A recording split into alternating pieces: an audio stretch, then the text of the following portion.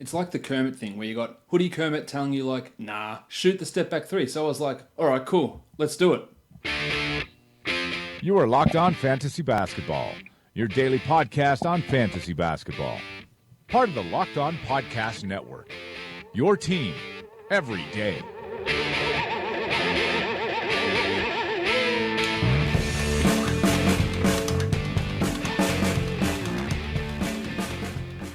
Hello and welcome to the Locked On Fantasy Basketball podcast brought to you by Basketball Monster. My name is Josh Lloyd and I am the lead fantasy analyst at basketballmonster.com, and you can find me on Twitter as always at redrock_bball. We're going to talk about all of Wednesday's action in the NBA. We're going to preview the Thursday's game. So, Michael Bolton, let's get to it. For those of you who are watching this on YouTube, you can already you can already definitely tell there is something a little bit different about me, and that is, yes, I have shaved off my beard, and I am doing it for a good cause, and that is Movember. So for the month of November, I am going to be growing a mustache to support men's health. Prostate cancer, testicular cancer, and mental health and suicide preventions are the things that Movember is raising funds for in Australia. There's some pretty damning statistics. 3 out of 4 suicides in Australia are by men. 1 in 8 men will be diagnosed with prostate cancer before the age of 75, while testicular cancer is the most common cancer in young men. And men don't always take their health all that seriously. So what I'm going to be doing this month is growing a mustache out. Hopefully it turns out nice and bushy, turn into a bit of a boonie, to try and raise funds to help support men's health. And if you want to help support me support men's health, you can donate by going to the website, which is mobro, mobro.co/redrockbball, no underscore. So mobro.co/redrockbball, and go and donate to help me raise funds and awareness for men's health issues, prostate cancer, mental health, and testicular cancer. If you could support me in doing that, that would be great. At the moment, I've got an aim of $1,000 to donate to Movember. So if you could help me get to that, that would be fantastic, and help see this sexy mustache come in. We are going to talk about the action from Monday's game, so let's talk about that right now. Monstrous line of the night. And I know everyone thinks they know who the monstrous line of the night is going to be, and yes, it is a member of the Minnesota Timberwolves, and no, it is not Derrick Rose, and that is not me. I know you all think that I hate Derrick Rose, and I didn't put him there deliberately, but I do this based on a daily production formula that I use over at Basketball Monster, and Rose actually came in 5th. I'll tweet out the top performers for the day, and you can see, because it was so many huge performances actually on what day was it? On Wednesday. We're going to talk a lot about Derrick Rose later on, but the monstrous line of the night actually goes to Karl Anthony Towns of those Minnesota Timberwolves. Towns' line was impressive as well, because he had 28 points with 4 triples, 16 rebounds, 4 assists, 2 steals, and 2 blocks. He went 9 of 17 from the field and 6 of 8 from the free throw line. That's 2 absolute monsters in a row from Towns. It helps that Jimmy Butler wasn't in this game. It helps the last game that it was against the Los Angeles Lakers, but it's good to see those couple of back-to-back games. Huge for Towns. He's had 25 and 16 and 28 and 16 with 7 triples and 6 blocks. In fact, he has had multiple blocks in 5 consecutive games, and he has had multiple blocks in all but 2 games of his 8 so far this season. So really, that was one of the things holding him back from challenging from that number 1 spot, really, is that last year 1.4 blocks, the year before 1.3. He's at 2.4 so far, averaging 19 and 10. If he pushes that back to 23, 24 points with 12 rebounds and 2.5 blocks, and he is shooting horribly, 44% from the field, only 43% on twos when he's been at 58 the last 2 years. There is still a significant level of improvement. We all know about the issues with Butler and that sort of stuff, but it does appear with, we'll talk about Butler as well a bit later, with Butler, really starting to ramp this up to get out of Minnesota. You should feel pretty good about Towns after a pretty rough start to the season. If you did pick him at pick number 3, which I did, I think I picked him at pick number 2, maybe in a double league. Regardless, if I had pick 3, I was picking Towns in pretty much every format I could, and it has been a rough start, but I think we are starting to turn the corner, thankfully. Waiver wire line of the night. Derrick Rose didn't qualify for this one either, because he was owned in, I think, 60% of Yahoo, not owned, rostered in 60% of Yahoo leagues. So the waiver wire line of the night goes to Noah Vonleh of the New York Knickerbockers. Vonleh remained the starter at power forward and had another really strong performance. He's getting into a situation where you've got to consider him for standard leagues. 14 and 10 in 33 minutes. He hit a 3, he had 4 assists, 2 steals and 3 blocks, so really filling up those ancillary categories as well. He started 3 consecutive games, I think, now. Until the fort Kevin Knox comes back, I imagine he will remain starting. And they seem to think that Knox is a 3, even though he's not. He's a 4. But they seem to think that he is a 3. So they will. I think you'll see Vonleh continuing to start. It is his first or second double-double of the season since the opening night. Double-digit rebounds in the last 2 games. Blocks in each of the last 3 games. And currently, he is a top 100 guy in only 21 minutes per game. High rebounds, a block a game, almost a steal a game. 56 and 75, so good percentages. 40% from 3. This is a guy who was the number 9 pick 4 years ago and has really struggled and starting to come into his own now as a member of this New York Knicks team. He fought his way onto the roster and putting up some pretty strong numbers. So I think he's got some okay 12-team league value. I'm not convinced that he is going to remain at this level with this level of efficiency because he's never been, like last season, 44, the year before 48, the year before 42, currently going at 56%, including 40% from 3. So I think there's an element of drop-off coming here with Vonleh, but the rebounding is real. But it's can the field goal percentage stick, can the blocks stick, which have both been really elevated this season, but he's making the most of his extended role so far, and he's worth having a look at to see whether those things can actually stick. I don't know whether they will, but it is worth having a look at just to see if he is around in your league. The deep leaguer of the night, this one really is a deep league situation. We're not talking about anyone he's only got 1% rostered in Yahoo, and that is Eunice Jerebko of the Golden State Warriors. Jerebko has fit in very, very well in Golden State, and he looks to be an every night part of the rotation. 10 points in back-to-back games, 17 minutes today against the Pelicans, 2 triples, 2 rebounds, 3 assists, 2 steals and a block. So really filling it up right across the box score. And he is so far a top 200 guy, averaging 7 and 4. Only 1% rostered in Yahoo is very low. So 20-team leagues, 18-team leagues, maybe even 16-team leagues, you could be considering Jerebko. Now, when DeMarcus Cousins comes back, that probably does hurt him somewhat, but he's playing roles when Andre Iguodala is out. He's a consistent rotation guy so far this season, hitting his free throws at a high rate. The threes are going in at 48%, so there is an element of regression there. But Jerebko is, that is still too low of a number in terms of the percentage of rosters he's on in Yahoo, and he should be in 20s and 18. And you could even make an argument that in 16-team leagues at the moment, he's got some value and playing really well, and it is fitting him doing exactly what the Warriors wanted Omri Caspi to do last season. But Caspi, for whatever reason, was unable to do that. So Eunice Jerebko is your deep leaguer of the night. Young gun of the night. This one here, my man, Wendell Carter Jr. of the Chicago Bulls, the Block Panther, 25 points, 2 triples, 8 rebounds, 5 assists, 3 steals, and 3 blocks. As I told you, just monster lines all across the day. Carter is a guy I've been harping on about. You can't leave him on the wire. You can't leave him on the wire. I thought maybe he'd struggle with Nikola Jokic, but 38 minutes for Carter, that is an absolute monster. And the shots didn't really go in, but a 30% usage, only 43% from the field. He went 9 of 21 there. But still, really, really strong numbers. He's the 120th ranked guy so far in only 26 minutes per night. He has got top 75 upside, maybe even top 50 upside for this season. He's blocking a lot of shots already. The assists, 2.6 is pretty nice out of a rookie big man. It's just that efficiency, 44% from the field and 71 from the line. I think we can expect that field goal percentage to bump 4, 5, 6 percentage points, giving him maybe 14 and 8 with 3 assists and 2 blocks. That might be best case, but that's pretty bloody good, and he should not be left on any waiver wires, Wendell Carter Jr. I don't know what had happened the previous 2 games and why we were seeing Chris Felicio cut into his playing time. That is nonsense from Fred Hoiberg, but this is a real coming out party. In fact, the last 3 games from Carter have been pretty good. A 10 and 10 with 2 blocks against the Hawks, 18, 7 and 4 against the Warriors in 27 minutes, and then this monster against the Denver Nuggets. So Wendell Carter Jr. is your young gun of the night. He is going to be good for a very long time, and it's I thought we'd see it starting in January, and that'd be the time you go and grab him. Started from opening night, won't be giving that spot up, and he will only get better as the season goes on. The dud of the night. Oh, that's the wrong graphic. Oh man, it's just I'm completely thrown off my rhythm today.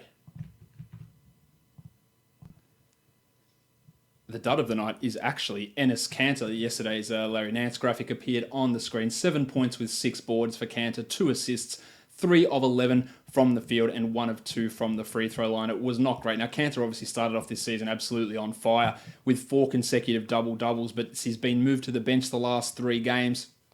Did have a 15 and 15 double-double in there, but it's not looking great.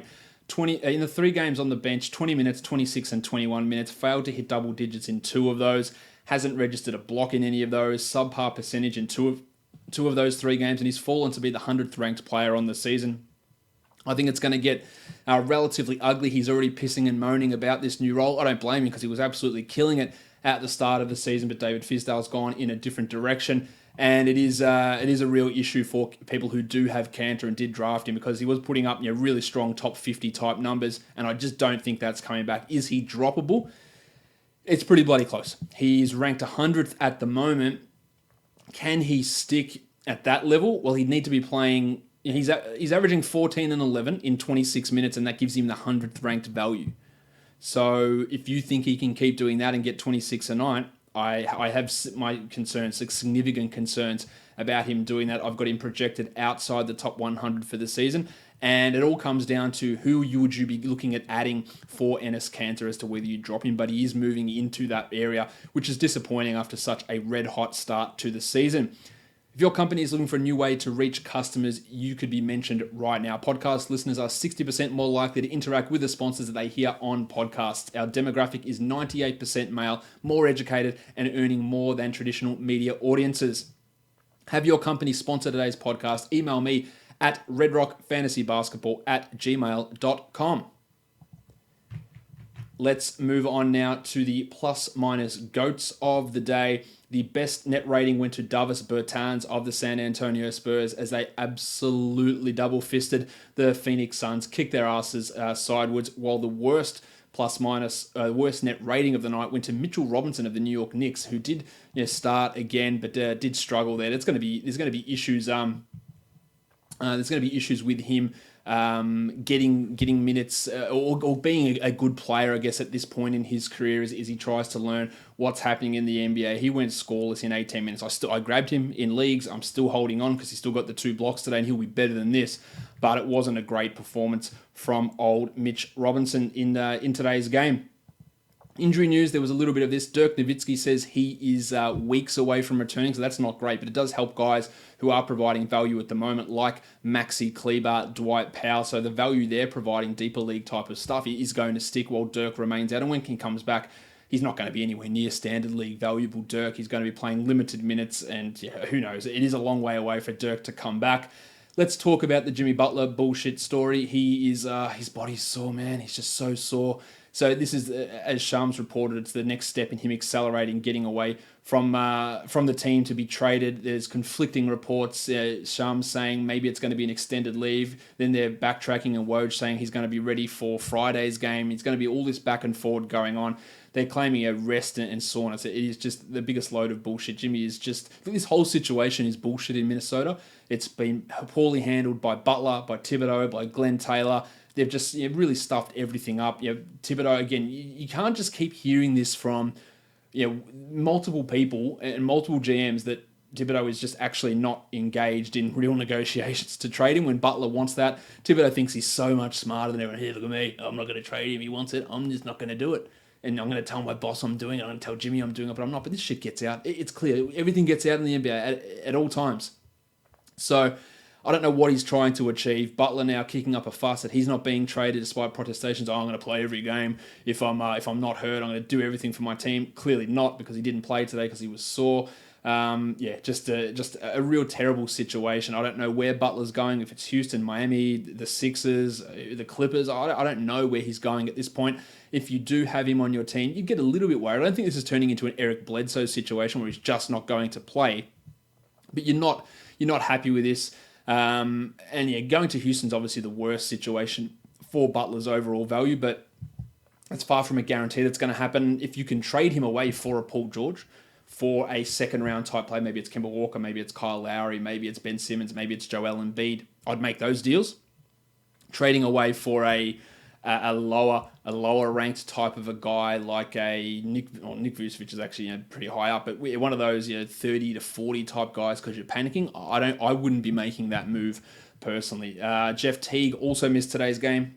My name is Jeff. With a knee issue. He banged knees last game. And then Tyus Jones, just before tip-off, suffered foot soreness in the warm-ups. MRIs were negative. He's got inflammation. So they were obviously down 2 point guards. And then Jimmy Butler's pretty much a point guard for this team. So all 3 point guards on this team, minus Derrick Rose, were injured in this game or not available.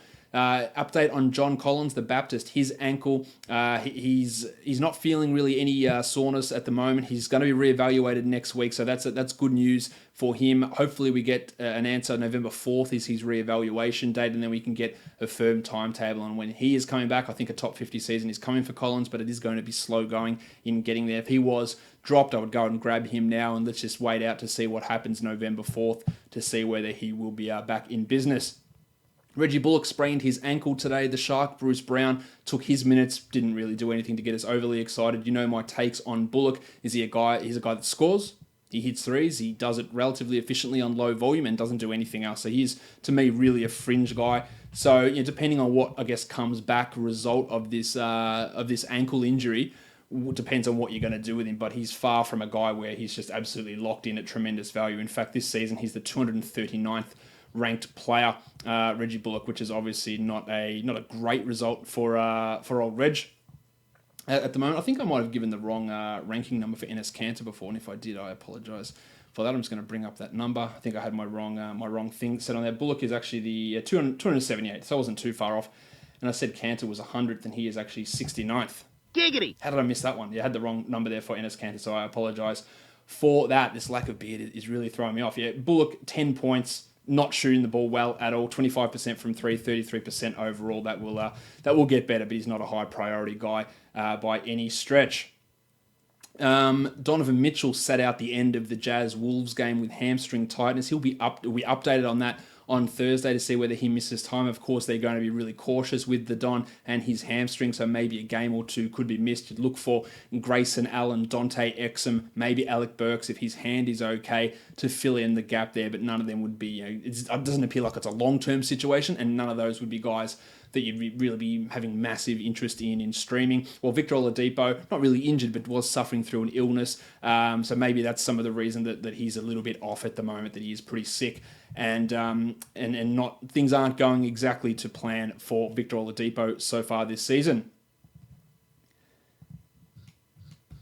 Let's go through these games now. Take a look at the action across the NBA. There were 7 games on Wednesday, so let's start talking about those. The first one we look at is the Brooklyn Nets. They defeated the Detroit Pistons 120-119. Another 20-20 game from Andre Drummond, 24 and 23. The assists, they're never coming back, but 2 blocks and a steal is nice. While Griffin had 25 and 9, and Reggie Jackson chimed in as a 20-point scorer to 21, 4 and 2 with a steal and a block. This always seems to happen. Happens with D'Angelo Russell a bit, but it happens with Reggie Jackson too. A bad game and then comes back strong in the next one. While Ish Smith also played over 30 minutes in the overtime game, 4, 3 and 4. They're both 12-team league guys. Jackson is the priority, but they're not massively strong, high upside type of players. Stan Johnson had a career-high 12 rebounds, still can't shoot, 6 points in 33 minutes. And I mentioned the Shark, Bruce Brown, 9 points in 29 minutes, replacing Bullock, but very little interest in what he's providing fantasy-wise. Onto the Nets, Spencer Dinwiddie with the revenge game. 25, 4 and 4. He is legitimately pissed at the Pistons organization and has had a couple of game winners against them. 5 triples.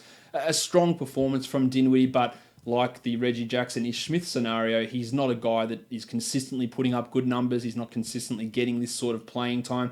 He is the 88th ranked player so far, averaging 15 points, shooting the ball really well. He was at 39% last year, 49% this season. So there's some sort of drop-off potentially coming as he's hitting 55% of his twos and 45% of his threes. So I think there is a chance that he drops off. The assists are nowhere near where they were last year. 6.6 last year, 3.6 this year. So maybe that can come up. But to me, he's still a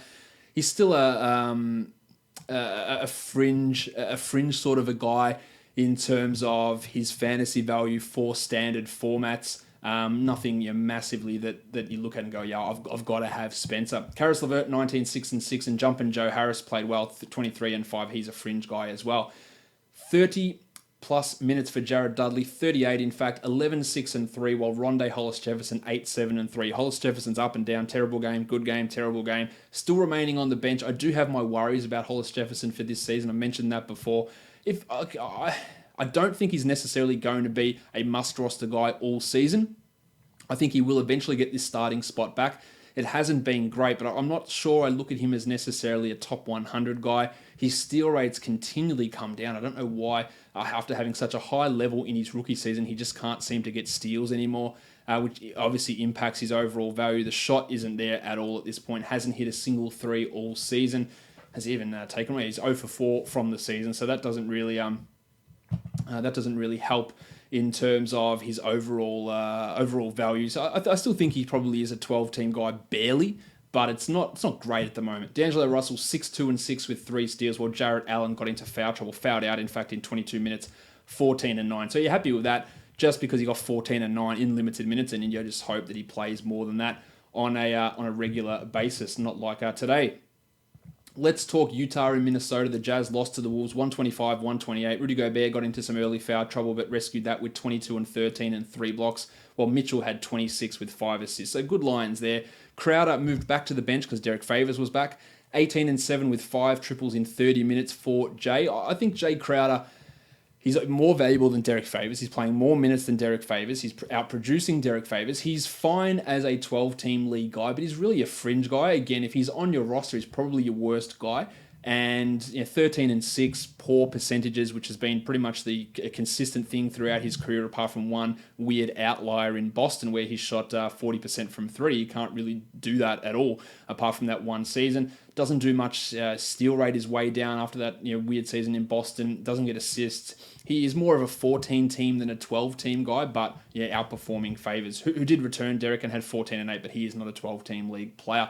Ravishing Rick Rubio, 15, 2 and 5 with 2 steals, while Dante Exum had 14, 4 and 3, and Exum actually killed Rubio in today's game. And I get the feeling, and this is just pure speculation, that I think the Jazz want Exum to take this starting job, and I think they're definitely looking for Exum to be the starting point guard next season, and they would like for him to take the job this season. I don't know that it's going to happen. And I'm still holding Rubio at this point, but Exum looked really, really good. He was explosive. He's a very good defender, clearly. And I just think that the Jazz aren't completely sold here on Rick. Now, Rubio is a traditionally slow starter. He generally fires up in January or so and starts to put together really, really strong runs of performances. So I'm not dropping him, but I think that, and I wouldn't have said this really at any other time, I think there's a chance that Exum ends up starting over Rubio at some point this season. It's a minimal chance, but I do think that there is a possibility that it happens. Now, let's talk Derrick Rose. There was no Jeff Teague, as I mentioned, no Jim Butler, no Tyus Jones, so Rose had to play a ton of minutes. He started at point guard. He hadn't played a single second not alongside Tyus Jones or Jeff Teague all season, so he'd been exclusively a shooting guard. Started at point guard, played 41 minutes and had 50 points, a career high. 4 triples, 4 rebounds, 6 assists, 2 steals and a block. The free throws weren't great. He did get there 11 times, 8 of 11, which hurts a little bit there. Great from the field. 31 attempts for a usage of 44%, which is obviously bananas high. A huge game from Derrick Rose. That puts him as the 101st ranked player this season. Prior to that, he was about the 150th ranked guy, averaging 19, 4 and 5 on the year, and it's bumped his true shooting over 50, because he was sitting at like 48% before today's game. We have to realize a couple of things. Is that when Butler, Jones, and Teague all come back, he won't be playing 41 minutes. He won't be having a usage of 44%. And you can sit out there and argue as to whether Rose is better than Teague or better than Jones, or he should be running the team and not Butler. And then when Butler gets traded, he's going to get these minutes every night. I'm not necessarily sure that's the case, but he is absolutely worth grabbing off waivers if he happens to be there, and seeing where it goes. The assists he's doing, that's probably the most impressive thing that Rose is doing this season, are the assists. He averaged 1.5 assists last season. The year before, he was at 4.4 in 33 minutes, and this year he's at 5. So he increased that assist rate pretty significantly, especially over last season. But the foibles with his game are still there. No steals, low threes. You love it when he's getting 19 points and it's coming on really high usage, 27%, and the efficiencies, are okay, especially after today's boost. But I think, or I was going to say today is a high point. Obviously, it's the best game he's had in his career scoring-wise. So I don't think we should be expecting that. But he does have use as an okay scorer. Look, his last game, 11, 7, and 7. Not bad, but shot terribly. No production in other areas. 14, 3, and 2 with 2 steals. It's still a negative overall Z-score game. He's only had 2 positive Z-score games for the season, the 28, 5, and 5 against the Mavericks, and then today's game. Everything else, despite how it does look okay, has been negative because of how fantasy works and fantasy valuations work with his minimal contributions in those other areas. So by all means, he is a 12-team league guy, but I think we're going to see some of that value disappear. Now, if Butler gets traded, again, much like with the Josh Okogie discussion I had yesterday or the day before, someone's going to come back in that spot. And while you might say they play Rose over that guy, depending on who it is, he's just not going to have as free reign as he did today. I'm not going to go into too much about Rose. There were a few things that did bother me about today. It was absolutely fantastic from a basketball point of view. He was excellent. He was amazing. It was great to see him doing those things and getting the Timberwolves in an emotional thing. But he is still a shit bloke, and that will never go away. And there's just way too much hero worship of a guy who's done some pretty bad things. As one especially, a really poor thing that I just don't think should be worshipped in that regard. But again, from a basketball perspective, I have to give him credit because he has looked 10 times better than he has in the past. He looks much more explosive on the court. He's distributing the ball better. He just looks to be a significantly better basketball player. That doesn't mean that I think that he's a great bloke or anything like that. And I think that we do need to bear that in mind with people going really, really over the top with praise for Rose, but realizing there are some people who are sitting around seeing this and feeling pretty sick about it. But yeah, look, a huge basketball performance, obviously, from Derrick Rose. Nobody is denying that. Andrew Wiggins returned from his thigh injury, played 38 minutes, of course, 19 and 6 with 2 steals, while Josh Okogie, 10 points, only took 5 shots, but the 2 steals and 2 blocks, that's where his value really lies. But as I've detailed plenty of times, when everyone's back, he's just not going to be in the rotation. 24 minutes for Taj Gibson, 10 and 2. I talk about Taj quite a bit. I don't think he's a 12-team league guy. We saw an even split between him and Anthony Tolliver in terms of minutes, 24 apiece. And that's got to be concerning if you do have Taj Gibson in a standard league, because the minutes just keep trending down.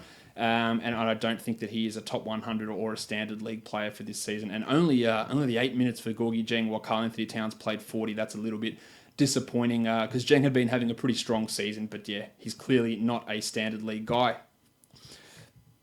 Let's go on to the next game. The Denver Nuggets and the Chicago Bulls. Another overtime game. Nikola Jokic. Pretty good. It's pretty good. 22, 12, and 9. 2 steals, 3 blocks, 3 triples. A huge game from Jokic. Get the victory in overtime with that Paul Millsap putback. And Millsap was pretty good as well. 3 blocks, 19 and 6. A couple of strong games in a row from Millsap. While Trey Lyles did a nice performance. 9 and 10 with a 1-1. That's solid enough, but not really 12-teamers. We talked about Monty Morris, and everyone was really, really keen on adding him in 12-team leagues. The last 2 have been shithouse. 4, 2, and 2. I think you can come to this conclusion by yourself, but he's not a 12-team league guy. And you need to move on. Torrey Craig starting doesn't give you anything, while Gaz Harris had 16 and 5, and the Blue Arrow Jamal Murray played 44 minutes and had 12, 8, and 6. The shot wasn't falling, but contributing in other areas. On to the Chicago Bulls. Zach LaVine doing it again. 28, 5, and 7. A steal and a block, 2 triples. He has been unbelievably excellent this season. Still think there is going to be somewhat of a field goal regression, but we're seeing that to a degree. Only 46% today, but still putting up big numbers. The usage is pretty high. When Lowry Markin and Punch Bob Shiploke come back, are they going to eat into LaVine's usage? He's at 34%, which is obviously absolutely through the roof. He was at 30 last season. The efficiency, he's still at 51% and the 22nd ranked player. So there is still an element of that coming back to earth. While Cameron Payne, man, I know I talk about Cameron Payne a lot, but man, he was bad. 5 points in 25 minutes. You can move on from him in 12-team leagues. There are much more appealing options out there. I'm sure Ryan Archer-Jacquino isn't one of them, but he played okay. 7 assists and 3 steals, a nice deeper league type option. Jabari Parker is a disaster. 36 minutes, 6 points, 9 rebounds.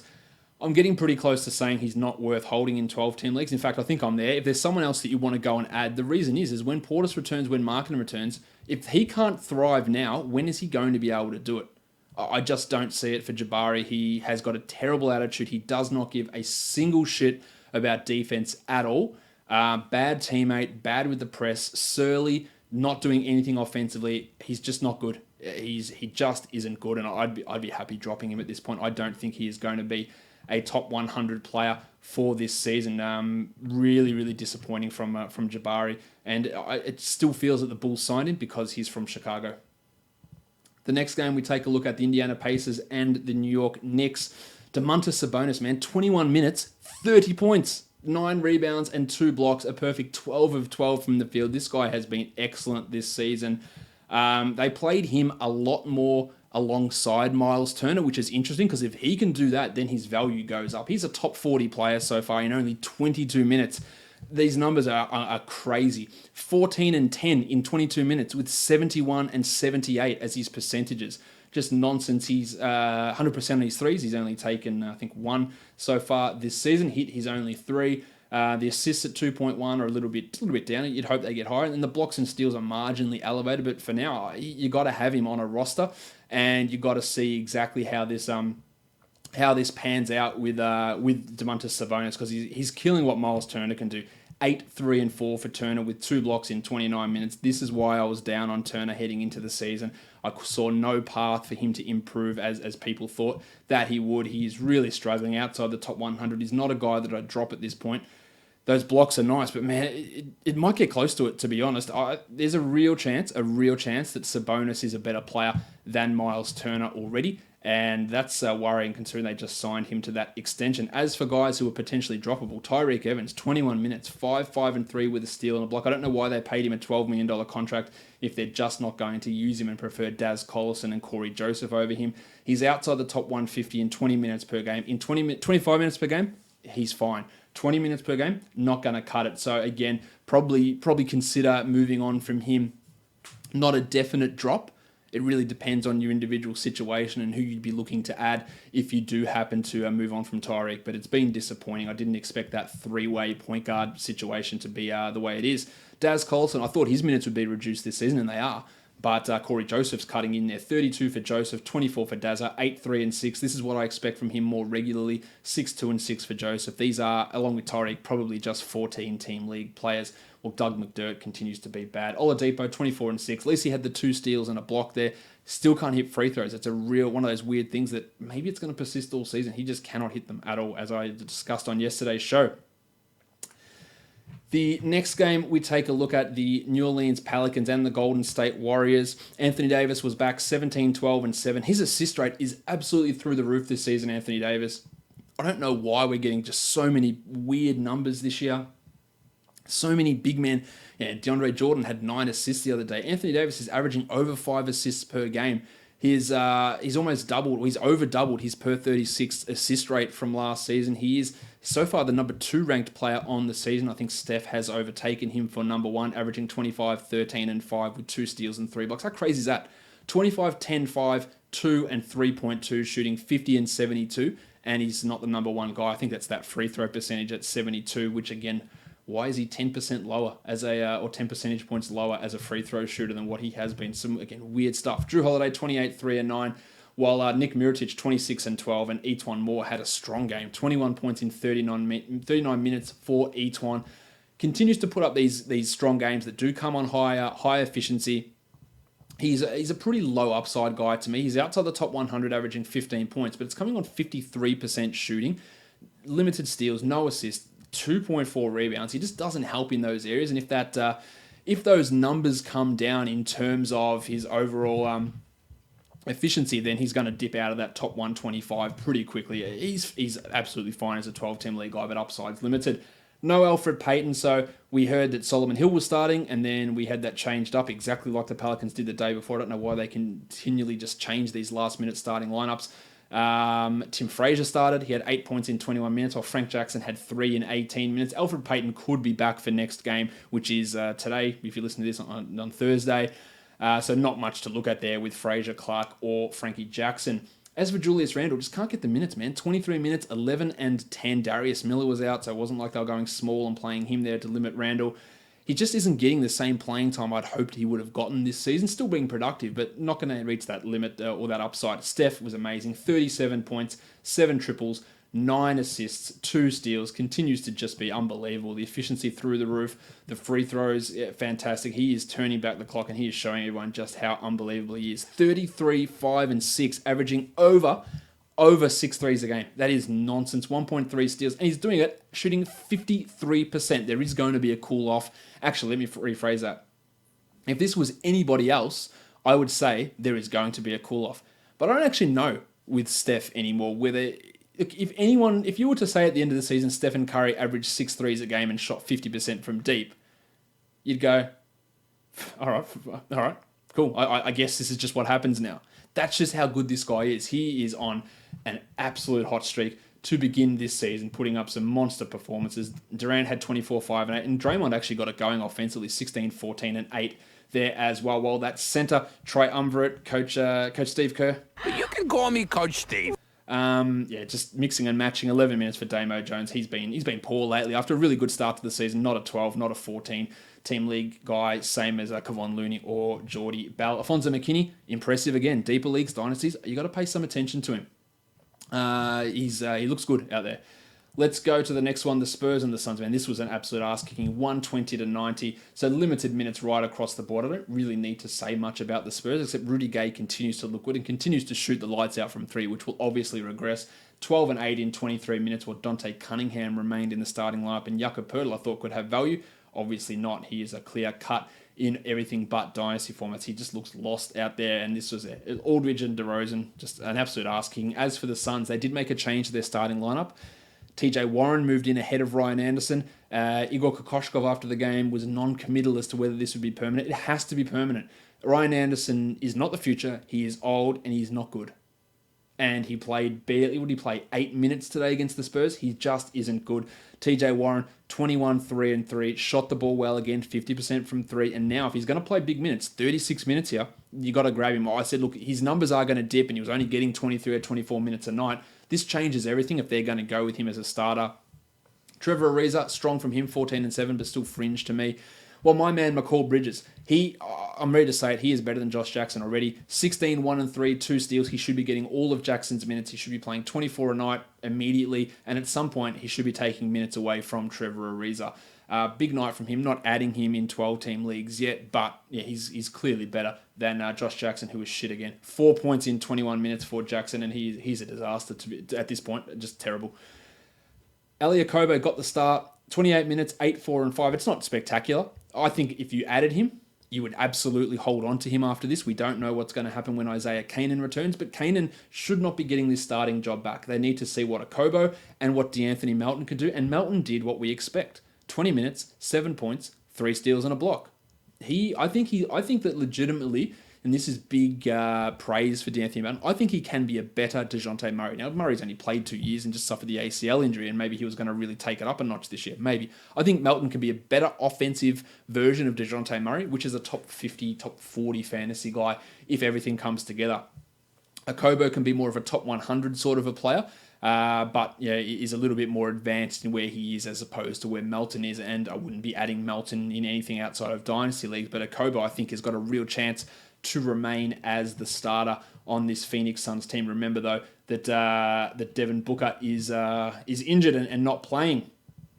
Last game of the night, the Dallas Mavericks and the Los Angeles Lakers. The Lakers won 114-113. Wes Matthews back in business, 21 points on 15 shots. He'd struggled the game before, while Pencil Harrison Barnes had 19 and 4 on 16 shots. Barnes is not going to be a top 100 guy this year. I don't think Matthews will as well. And DeAndre Jordan didn't miss a shot. 4 of 4 from the field, 2 of 2 from the line, 10 and 12. While Doncic struggled, but still, in a game where he struggled, still had 14, 5 and 7. So you'll take that. While Maxi Kleber, man, the man of bunches of blocks, another 3 blocks, some massive defensive plays, a real interesting block streamer who's going to maintain a level of value while Dirk Nowitzki is out. It was a terrible night from Dennis Smith, 5 points in 23 minutes, and that enabled JJ Barea to play 25. He had 15 and 10. But Barea's minutes had been really down lately, and he is more of a let's take a hope and hope that the assists come in rather than someone that you want to hold on to in 12s. JaVale McGee, 35 minutes, 16 and 15, 2 steals and 5 blocks. Man, he is unbelievable at the moment. Just one of the biggest surprises of this season. Kyle Kuzma, the future MVP, had 18 and 8. Well, this is what I expect will happen, and this is what should happen with the point guard minutes. 33 to Lonzo Ball, 17 to Rajon Rondo. Ball had 12, 4, and 7. He hit his shots. He was 3 of 3 from 3. 7 assists. Didn't bring the defense, but if anyone dropped Lonzo, you go and add him. And I think you still hold Rondo, but this is the ideal scenario of how the Lakers should be running these point guard minutes. 33 to Lonzo, 17 to Rondo. I think that is absolutely fair enough. The hitman, Josh Hart, got into some foul trouble. 16 minutes, 3 with 2 assists and a steal. I don't think that Josh Hart is a 12. I like Josh Hart, but if they're going to run Ingram, Kuzma at the 2 and the 3 alongside LeBron, there just aren't enough minutes for Josh Hart. Lance Stevenson, Kentavious Caldwell-Pope still getting into the action. Rondo and Ball sharing the backcourt. There is not enough playing time for Hart. Now, Hart came on well when Ingram and Rondo were suspended. He was getting big minutes. He outplayed KCP, and he's still better than KCP. But coming off the bench, he's not going to get enough playing time to be a 12-team league player, in my opinion. Ingram struggled with the percentages, 17 and 3 in this game, and I don't think he's going to quite take the leap that many expected him to. As for Hart, he's the 111th ranked player for this season so far, and I think that's going to it's going to dip pretty significantly. I'm just not sure about not sure about what this rotation is like. It doesn't appear great for him. The way things currently are constituted on the Los Angeles Lakers. Let's talk some DFS now. The perfect DraftKings lineup.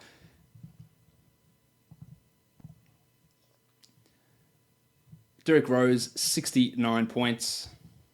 Giggity. Zach LaVine, 48.75. Thaddeus Young, 45. Domantas Sabonis, 46.75. JaVale McGee, 50.25. Steph had 58. Draymond had 50.25. And Wendell Carter Jr. had 55 for a total of 423, and that cost the full $50,000. On Fanjul, Steph had 53.9, Rose 66.8, Levine had 48.5, Joe Harris 29.5, Mirotic 46.9, Etuan Moore 34.8, Wendell Carter Jr. 59.1, Thaddeus Young 50.5, and JaVale McGee 53.5 for a total of 443.5, and that cost $59,900 dues. Let's look at these games now.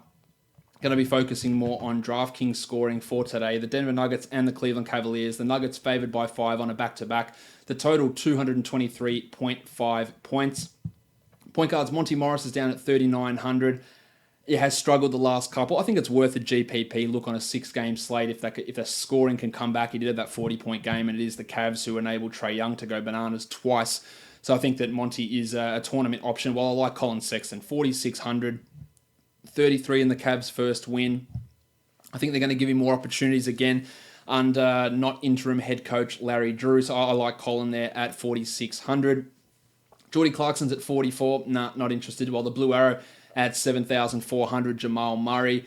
Strong-ish performance in the last couple. 33 today, 39 average over the last 3. I think he's okay without being fantastic, but it is a great matchup. George Hill, I can fade that. Rocket Rodney Hood, 5,300.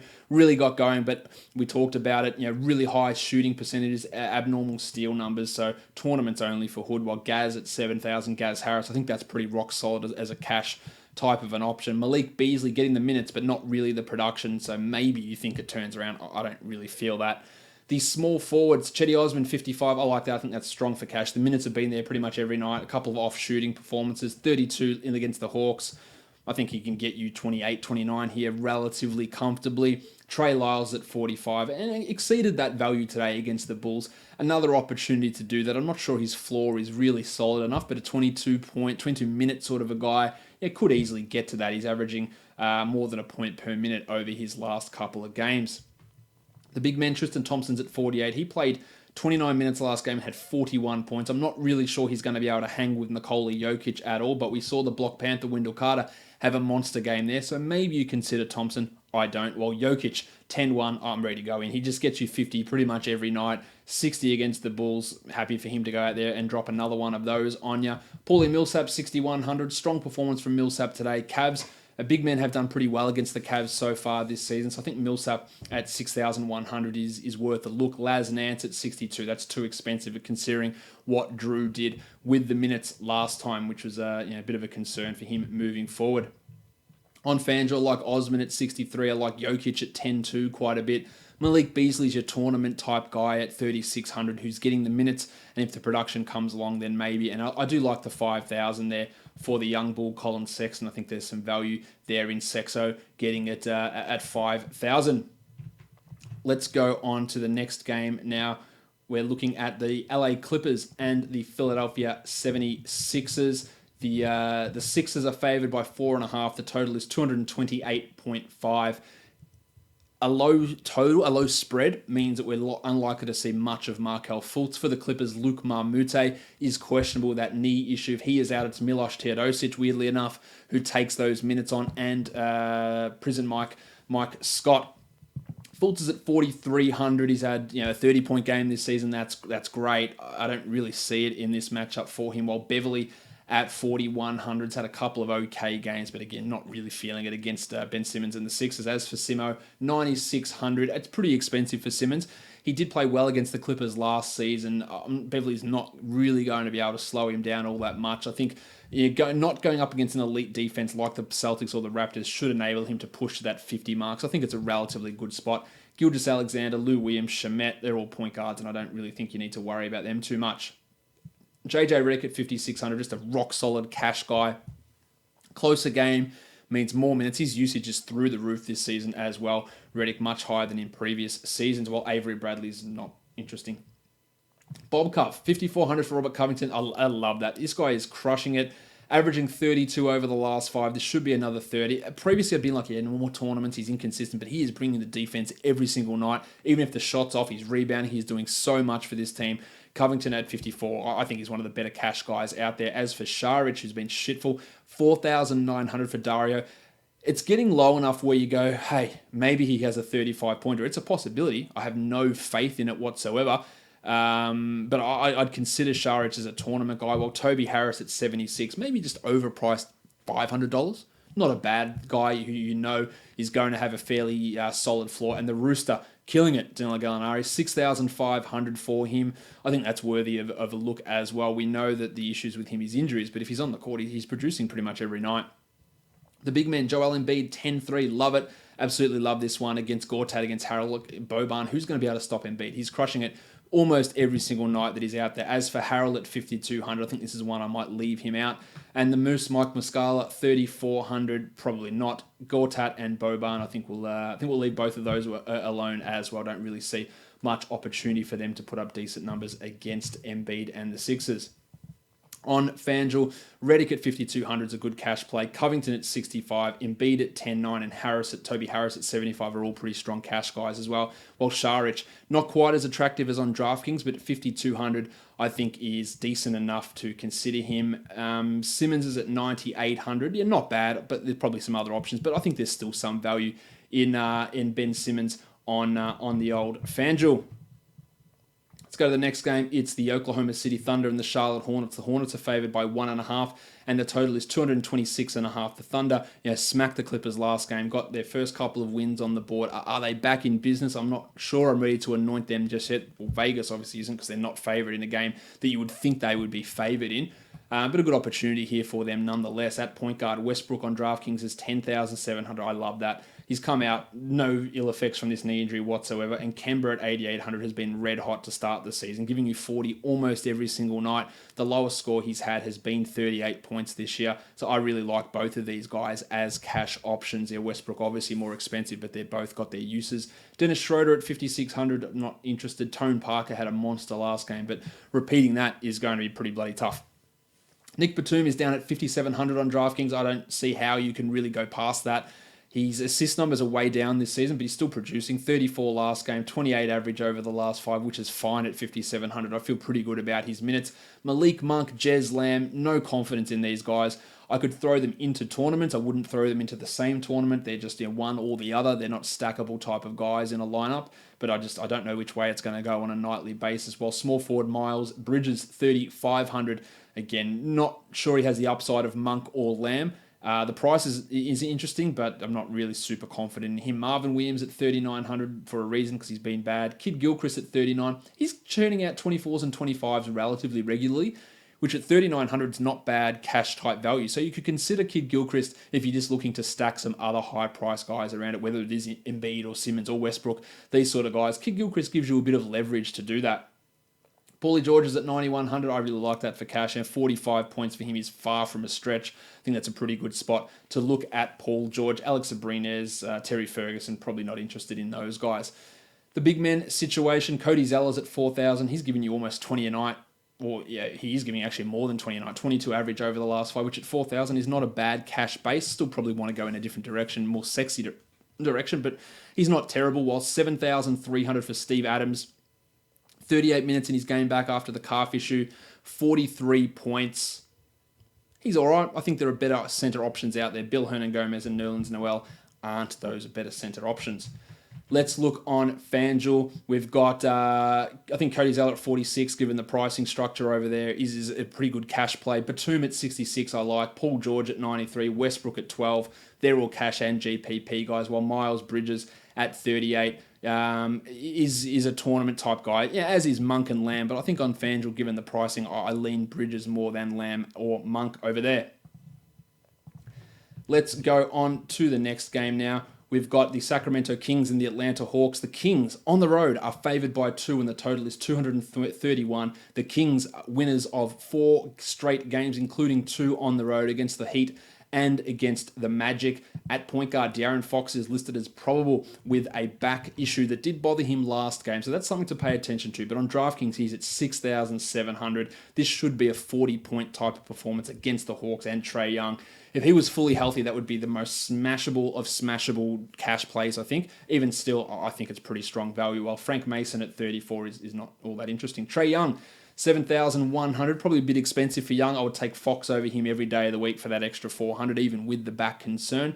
Young has had obviously some big games this year against the Cavs. I'm just not really certain at 7,100 with other high value guys on the board in DraftKings that he is the best option there. Shooting guard Budrick, 6,400, man. 42 average over the last 3, playing 37 minutes a night. Iman Shumpert should be back for this game after resting the last one, but he should be good for 35 at least and push towards 40. I really like him here, while Bazemore at 6,000 is a 40-point upside but a low floor, so it makes a perfect tournament option.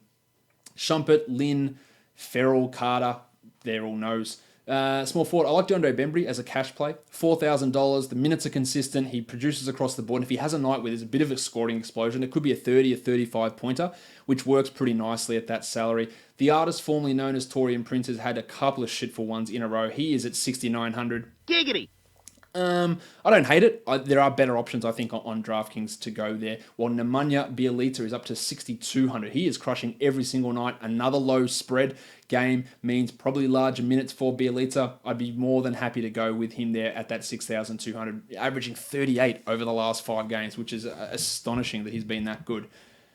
The big men, The Undertaker, 4,500. Dwayne Dedman historically has done very well against Sacramento, averages 33 the last 3 times in only 21 minutes per game. I think it's a strong GPP option. He played limited minutes due to foul trouble last game, so I wouldn't be expecting him to be that limited here. Cauley Stein's at 6,800. He's crushing it pretty much every night as well. I think he is an okay cash guy. While Alex Len, big game last time for Len, bumped him to 4,900. I'm not buying into that happening again. Let's look on the old Fanjul. Fox and Hield are expensive. 8,200 for De'Aaron and 8,000 for Bud. I think they can get there, but I'm nowhere near as sure as what I am on DraftKings. So I think they're more tournament guys. The Undertaker at 54, the same. I like Formerly here at 6,900. That's a strong price. I feel pretty good about him getting back to that, especially again with the lack of value on Fanjul as a whole. Ked Bazemore at 6,900 is too high. I like Cauley Stein at 7,300 as well, while Trae Young at 73 is okay. Probably better value than De'Aaron Fox, honestly, given Fox's extremely elevated salary on Fanjul. Let's go on to the next game. No spreads for these last 2 games. The Milwaukee Bucks and the Boston Celtics. Giannis is back, so I guess that's why they were holding off giving us that. Jaylen Brown is questionable with a sore foot, and Dante DiVincenzo is questionable for the Milwaukee Bucks. So the Brown one's the most interesting. If he is out, Terry Rozier and Marcus Smart, they get the bumps pretty significantly over there. if that is Jalen happening to be out. At point guard, Malcolm Brogdon has got a good record against Boston. He does increase what he's able to do. 4,500 for Brogo there. Terry Stott of PlayerLine Pro did provide me the stats, and I don't actually have them in front of me, but he is an improved performer against the Celtics. But I like that salary for Brogdon. I think he's a pretty strong cash guy at that price. Eric Bledsoe at 6,500. We know the Bledsoe-Rozier rivalry. I think that you can get 30 odd here out of Bledsoe and feel pretty good. That's a really nice price for Eric Bledsoe. As for Rozier, I would fade him unless Jaylen Brown is out. It makes him a tournament option. But if Brown is in, then I'd fade him. If Brown is out, then it's all aboard Terry Rozier at 4,200. Kyrie's at 7,700. Burst out of his slump last game. Not really sure. I'm willing to go back in there at that $7,700 price tag. Gordie Hayward, 4,800. No way I'm ready to go with Hayward at this point. While Middleton at 7,200. I think that's strong for cash, and there is a tournament upside value there. Jalen's at 5,000. Last couple from Jalen have been strong. I'm not sure that the ceiling is high enough to offset the injury or the low floor, so I'd leave him alone. At small forward, Yanni, 11-1. Absolutely love this one for Yanni at 11-1. This should be getting 55, 56 pretty comfortably. All about Yanni at that sort of a salary. While Marcus Morris has been getting big numbers, 28 average over the last 5. He's at 5,100. If Hayward continues to be limited, which we expect, and if Jalen is out, then I'd be all over Marcus Morris if Jaylen Brown is out at 5,100. And I'm not a Marcus Morris fan, but at that salary, I'd be about it. The big men, Brook Lopez, 4,100. Love that for Brookie. It's really low. I think there's solid floor, good upside. And Al Horford has had a sensational record against Milwaukee. 42 average over the last 3. At $6,000 on DraftKings, I think he's one of the better value centers on the board. The Muppet John Henson at 3,700 is probably not appealing. And Jason Tatum, who I should have mentioned earlier, 6,300 for Jace. I'll fade that unless Jalen is out, and then he gets an element of reliability. Ersan Ilyasova played well last game, 37 points with Giannis out, but with Giannis back, the 4,700 there probably weighs a little bit heavy on his back. On Fanjul, we've got Kyrie, we've got Al Horford, Brogdon, Yanni. I think they're all at strong cash price, especially Antetokounmpo at 11,500. Bledsoe is probably a bit high. Tatum at 6,400 also. That'd be really strong if Jalen happens to be out over on the old Fanjul. Let's move into the last game of the night, the Pelicans and the Blazers. The Pelicans on a back-to-back. I think I said Denver was the only team on a back-to-back. I was wrong. The Pelicans are on a back-to-back. No spread here. I think Alfred Payton will return. We don't know Darius Miller. While all indications say that Anthony Davis will play. He played today. Was banged up a little bit, but he should be right to go. At point guard, Seth Curry, 3,200. No. Drew Holiday, 7,300. We know he killed the Blazers in the playoffs. He was excellent today against the Warriors. I think that is very, very good for cash. A good opportunity for him to get another 45er, and at 7,300, that's great value. Now, Damian Lillard has been excellent this season. 9,900. The last 3 times against the Pelicans in the regular season, averaging 55. But he got absolutely shut down by Drew in the playoffs. Now, this isn't playoff Drew. This isn't playoff focused Drew. So I think that Lillard is still worth a go. And I think that'll make people be a bit weary about using him. So it may have some value there by using Lillard in a tournament. But I feel okay about using him despite the struggles in the playoffs. McCollum at 6,600. I'd only be interested in that in a tournament. The shooting guards, each one more. Evan Turner. Moore was great today. I don't really rely upon that all the time, but not a bad cash floor guy. While Mo Harkless is out. So Turner at 41 gets those boosts in minutes, but the upside is pretty limited, I think, there. The Chief, Al-Farouq Aminu. Sometimes may be good, sometimes may be shit. I think you got to use him. $4,000, especially for a tournament. He could go for 40. He could also have 15. He's 30-point average against the Pelicans the last 3 times. If you want to believe in revenge games, he used to play for the Pelicans franchise. But at that 4,000, that makes a really strong GPP play in my mind. Mirotic at 7,500 is every night is killing it. It's really hard to go past Nick Mirotic as a cash play. Solomon Hill and Darius Miller, you can just go past them. Power forwards and big men, Yusuf Nurkic, 5,900. The Anthony Davis matchup's not a great one, but that price is nice. So I'd be happy to use Nurkic. Well, Zach Collins at 41. Playing excellently, great in category leagues. DFS, not quite as good. 24 average over the last 5, which is solid. But there's been perfect shooting nights, Nurkic foul trouble nights, a lot of weird things that are tying into that. So I'm not really super keen as much as I like him. Julius Randle's at 6,400, too high given the limited minutes, and 11.6 for Anthony Davis. Anthony Davis is always worth a look. Hard to go past him really in any situation. Caleb Swanigan, 3,300, a couple of decent games the last couple. 3,300 would be GPP wise, and with Harkless out, he's going to have to play some backup power forward minutes ahead of Myers Leonard, which is fine. Can go and put up the quick double-double. But yeah, I don't have a huge amount of reliability in Caleb Swanigan. And I think that'll wrap it up for the DraftKings stuff. On Fanjul, Lillard at 9.6 and Davis 12.8 are obviously valuable, and the Chief at 4,900. Each one more at 44 is decent as well. CJ McCollum at 69, probably more Fanjul appealing than he is over on the old DraftKings. Let's go through the studs and values. On DraftKings, it's Embiid at 10-3. Love the matchup against the Clippers for him. And the value pick is me pushing the complete wrong. I'm having an absolute shocker today. I apologize for this. The best value is Budrick Hield at 6,400 on DraftKings. On FanDuel, the best start is Embiid at 10.9, and the best value is JJ Redick at 52. On Yahoo, Embiid is the best start, a pretty common theme, $46 for Joel. The best value is Cody Zeller at minimum salary, $10. Moneyball, your best start is Embiid at 11.2, and your best value is JJ Redick at 55. And then on Draft Stars, your best start is Lillard at 17.370, and your best value play goes to Budrick at 12.290. The best bet, we lost it today in a bit of a slump again, but I'm going the Thunder at plus 1.5 over the Charlotte Hornets. Guys, don't forget to help support me at mobro, mobro.com. mobro.co/redrockbball to support me growing a mustache for Movember. Subscribe to this podcast, Apple Podcasts, Google Play, TuneIn, Stitcher, Spotify, YouTube. Hit the thumbs up, subscribe, leave a review, and follow the Locked On NBA Twitter account, Locked On NBA Net, the best source of information right across the entire NBA. Guys, we are done here. Thank you so much for listening, everyone. See ya.